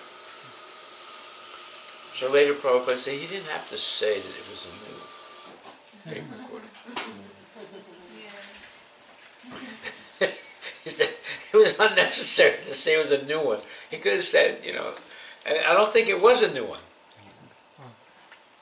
But the devotee, you know, got flustered and he gave the price of a new one. And they charged, you know, the tax. Customs based on that. There's also this incident where in Bombay they had a pandal program, and the people who set up the tents, they asked for 40,000 rupees. They what? They asked for 40,000 rupees to set up the Bhandara Oh. program. And this is Brahmananda Maharaj. So Prabhupada got very angry. He said, that is the reason I always have to be in India, because you get cheated by Oh, yeah. Indian people. So Prabhupada bargained, and Prabhupada gave them only 4,000 instead of 40,000.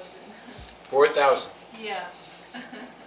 He said you're already making 500% The Prabhupada used to be a top of it in India. Like he would even ask like what price you bought those sabjis. Like you know, in the West he didn't mind that, but in India he used to.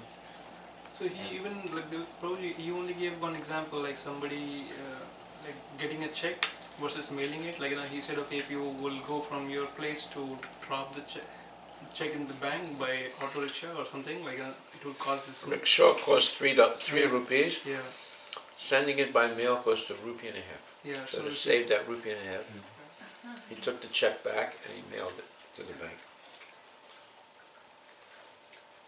So another question, should money be invested for growth, or we should not think about that? No, if it's, if you know, there's a difference between being a day trader or dealing in all these sophisticated monetary instruments they have nowadays. They're all a bunch of nonsense. You buy a stock and you hold it in your company, or your 401k, you get stock and you hold it. There's nothing wrong with that. Nothing wrong. Yeah. But if you become a day trader, Sure. Speculate. how can you be a day trader? It completely disturbs your mind. Yep, You're always absolutely, looking, you know. yes. It went up, it came down, it went up, Yeah. you know. You cannot concentrate on your spiritual No. duties then. And to the original question, Prabhuji, like I'm still looking like the confrontation, like you are trying to avoid the confrontation, and I got the answer in terms of yes, if it is just personally for me, I should